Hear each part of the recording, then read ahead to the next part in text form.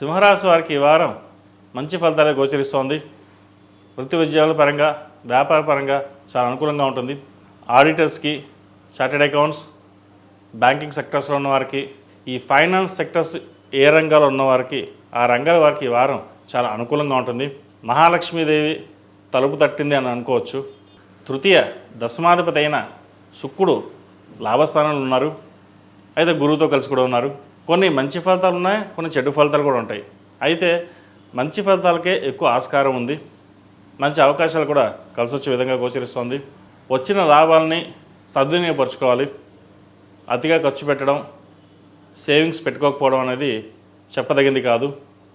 ఏదైనా ఒక రూపాయి వస్తే అది దాచుకోవడమో లేదా బంగారం ఇన్వెస్ట్మెంటో, ల్యాండ్ ఇన్వెస్ట్మెంటో చేయండి. దాని ద్వారా మంచి ఫలితాలు ఉంటాయి. అదేవిధంగా పోనీ ఏదైనా సరే మనం చెప్పిన మాట వినకపోయినా అభివృద్ధిలోకి వచ్చారన్న భావన ఏర్పడుతుంది. భార్యాభర్తల మధ్య ఉన్న విభేదాలు ఏవైతే ఉన్నాయో అవి సమస్యపోతాయి. చిన్న చిన్న ఇబ్బందులు ఉంటాయి. అవి ఏదైనా సరే ఒకరినొకరు అర్థం చేసుకుని ముందుకు వెళ్ళాలి. ఎందుకంటే జన్మరాశిలో కేతువు, సప్తమంలో రాహు ఉన్నారు. అదేవిధంగా ద్వితీయంలో కుజుడు, అష్టమ శని. కుటుంబ స్థానంలో కుజుడు ఉన్నారు, అష్టమంలో శని. కుజశని వీక్షణ కూడా అంత మంచిది కాదు. ఆరోగ్యపరంగా చిన్న చిన్న ఇబ్బందులు ఉన్నా కూడా అవి సమస్యపోతాయి.